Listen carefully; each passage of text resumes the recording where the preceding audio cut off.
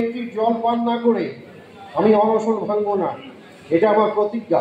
যান, দেখি কি করা যায় স্যার। শুনুন, হ্যাঁ স্যার বলুন। ওদেরকে আরও বলবেন আমার কথার খেলাপ হলে আমি মুখ্যমন্ত্রী বিধানচন্দ্র রায় এবং রেলমন্ত্রীকে টেলিগ্রাফ করতে বাধ্য হব। দেখি কি করতে পারি স্যার। মহাপ্রাণ, মহাপ্রাণ, আমি অনেক খুঁজা খুঁজা আপনার লাইগা একখানা ডাব আনছি, খাইয়া লন।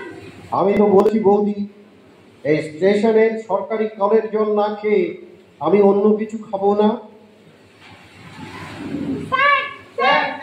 হ্যাঁ, কি হলো বলুন। সরকারি বাবুরা অর্থাৎ এসডিও সাহেব আর্জেন্ট অর্ডার করে 3টে কল সমেত যন্ত্রপাতি সমস্যার পাঠিয়ে দিয়েছে স্যার। মাস্টার মশাই এসেছেন, মাস্টার মশাই। হ্যাঁ বলুন।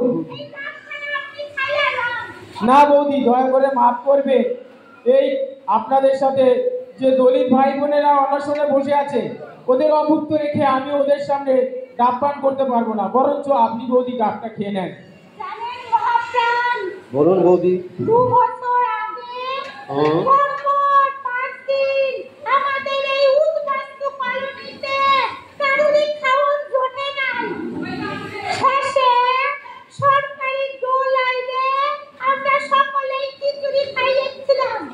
তাছাড়া এখনো তো মাঠের মধ্যে আমরা কতদিন না খাইয়ে থাকি। ওগো বৌদি, অভাব অনটনের কথা আর বলবেন না, আমি সহ্য করতে পারছি না। দলিত বহুজন মানুষের দুঃখ দারিদ্র অনাহার অশিক্ষা দূর হবে ভেবেই আমরা হিন্দু মুসলমানরা মিলে ভারত স্বাধীন করার ব্রত গ্রহণ করেছিলাম, কিন্তু সেই কাঙ্ক্ষিত স্বাধীনতা আমরা আজও অর্জন করতে পারিনি। অদূর ভবিষ্যতেও পারবো কিনা জানি না। সারাটা জীবন লড়াই করতে করতে এখন আমি ক্লান্ত, অবসন্ন, তাই পরবারের ডাকের প্রতীক্ষায় করছি বৌদি। মহাপ্রাণ, মহাপ্রাণ, তুমি কাঁদতাছো। তোমার এই লৌহদীপ্তর মধ্যেও তারে কান্না আছে। আছে, আছে বৌদি, আছে। এক বুক কান্না জমে আছে আমার বুকের এইখানটায়। আর কেনই বা থাকবে না বলুন? আমারও তো একটা সংসার আছে, একমাত্র পুত্র জগদীশ আছে, ওর অসুস্থ মা আছে, কিন্তু তাদের সুখ স্বাচ্ছন্দ্যের জন্য আমি তো কিছুই করতে পারিনি। ওকালতি করে সৎ পথে যতটুকু রোজগার করেছি তার সবটাই দেশের কাজে এবং জাগরণ পত্রিকার পেছনে খরচ করেছি। তখন তখন একবার মনে পড়েনি আমার স্ত্রী, আমার পুত্র, ওরাও তো এই দেশের 10-এরই একজন। তাই তাই ওদের কথা, দলিত বহুজনদের কথা মনে করে আমি আমি নিদ্রাহীন রাতে শুধু কাঁদি আর কাঁদি বৌদি, আমি কাঁদি। ঠাকুরপো, তুমি আর কাঁদো না।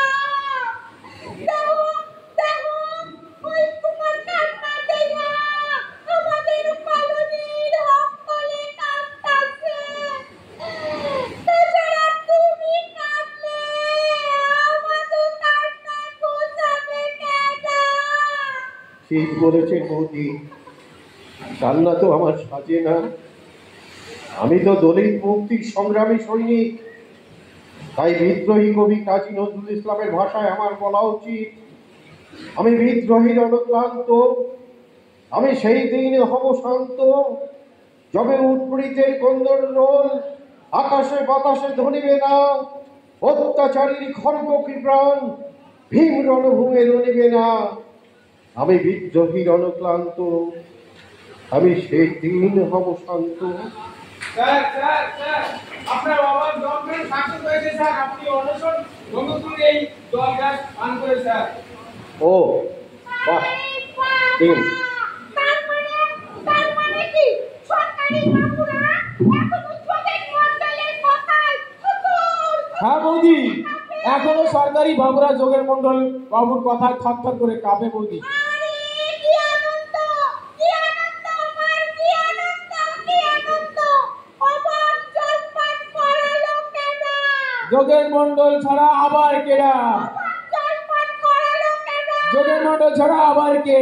না বন্ধুগণ, আজকের এই জয় আমার একার জয় নয়, এ জয় আপনাদের সকলের জয়। কারণ এখানে উপস্থিত আপনারা যদি দলবদ্ধ হয়ে আমার সঙ্গ না দিতেন তাহলে সরকারি অফিসারদের টনক নড়ত না। কাজেই আপনারা যদি মনে করেন ইংরেজরা চলে গেছে বলে আমাদের উপর আর কোনো অত্যাচার অন্যায় হবে না, তাহলে ভুল করবেন। মনে রাখবেন, সাদা চামড়ার শাসকের পরিবর্তন হলেও ব্রাহ্মণ্যবাদী শোষণ যন্ত্রের কোনোরূপ পরিবর্তন হয়নি। যেহেতু এই দেশে এখনো শাসন ও শোষণ ক্ষমতা রয়ে গেছে বর্ণ হিন্দু ব্রাহ্মণ্যবাদী এবং মনুবাদীদের হাতে।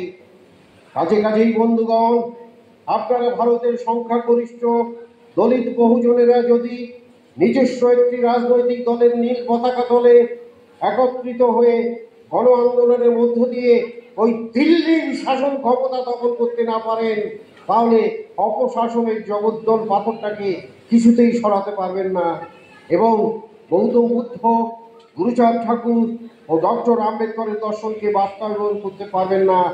তাই আমার সঙ্গে কণ্ঠ মিলিয়ে সবাই উচ্চ কণ্ঠে বলুন, দলিত বহুজনরা দিচ্ছে ডাক, ব্রাহ্মণাবাদ নিবাদ যাক, দলিত বহুজনরা দিচ্ছে ডাক, ব্রাহ্মণাবাদ নিবাদ যাক। জয় ভীম, জয় ভারত, জয় ভীম, জয় ভারত, জয় ভীম। জয় ভারত। যোগেন্দ্রনাথ মণ্ডল জিন্দাবাদ, জিন্দাবাদ, জিন্দাবাদ, যোগেন্দ্রনাথ মণ্ডল জিন্দাবাদ, জিন্দাবাদ, জিন্দাবাদ, জিন্দাবাদ। জিন্দাবাদ, জিন্দাবাদ। ধন্যবাদ। নমস্কার। খাওয়ার